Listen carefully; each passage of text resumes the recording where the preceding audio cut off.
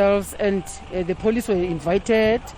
So I had to come in on the following day, not only as a speaker, but also as a deputy chairperson of Home Affairs Forum in the province, to check as to what is happening along the lines. I found that there's so much that is happening. A number of people had been applying for death certificates since from Monday last week up to Thursday, and there was no assistance. I tried to check with Home Affairs officials inside what was the problem. I found that they have a problem of using one computer because other computers have been upgraded. So the access cards that they're using are not working with those new computers. And also that much as there's so many people that are applying for death certificates, but there's other people that are coming for other services. So they cannot cope with dealing with all of them at the same time.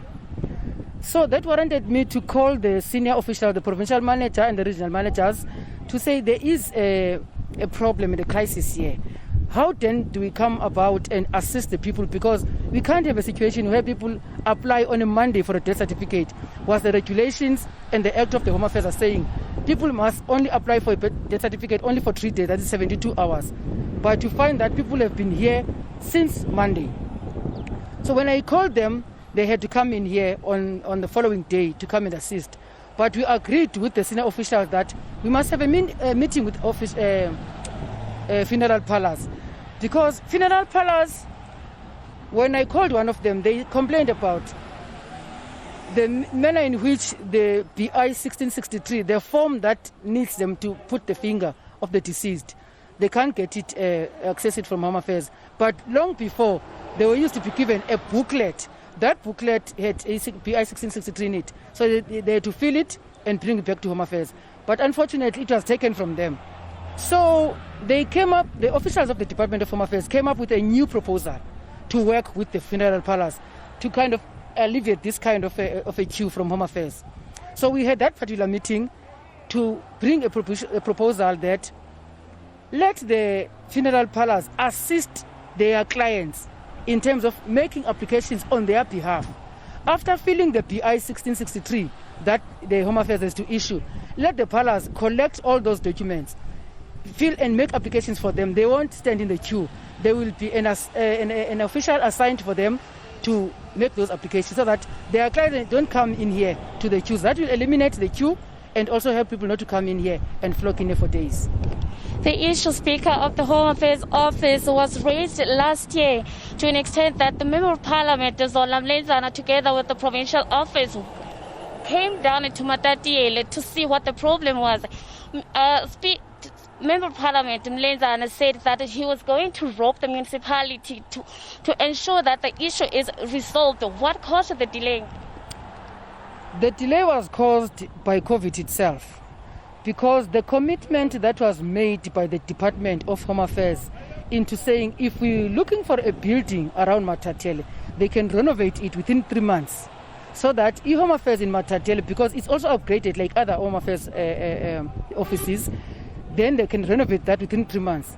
When we're in that process of, as a municipality, having to take a decision to allow them to use the building, unfortunately, we're told that the funds were redirected to COVID-19 issues. That's the delay.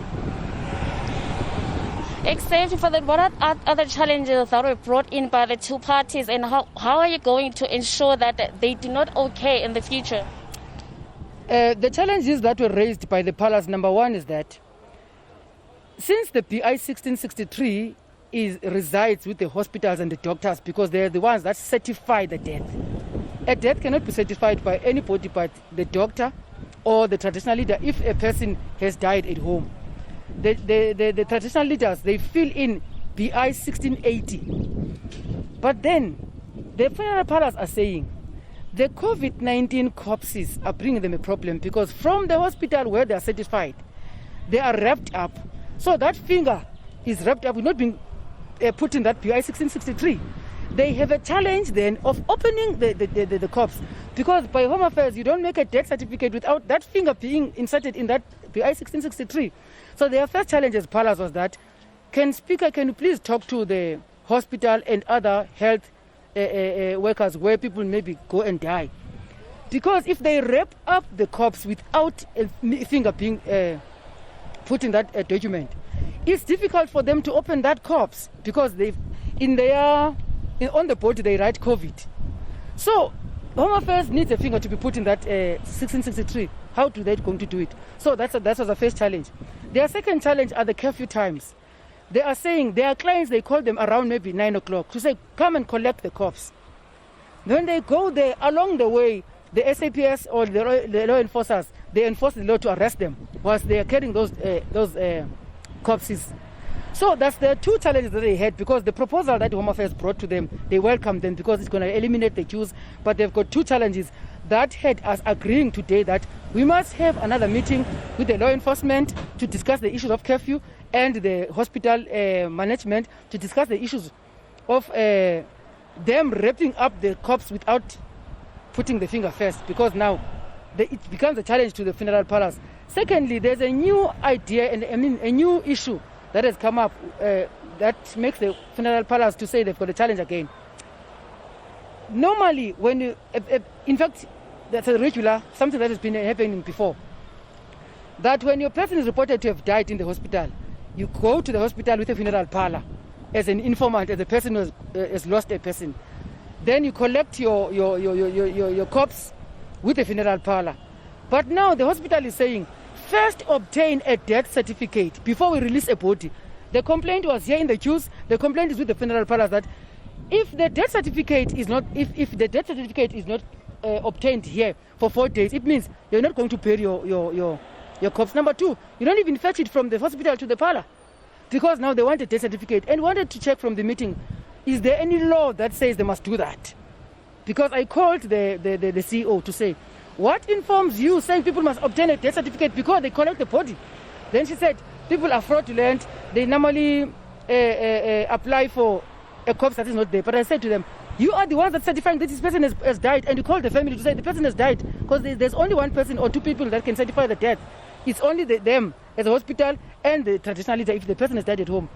But from the funeral parlors, they are saying to me, Mamu Speaker, that is not consistent. Because now that there's so many corpses, they are not doing that now. They're not saying they're waiting for the death certificate. They are calling us as funeral parlors to say, collect those people there, because they're flocking, they're filling the parlor in the hospital. Those are the challenges.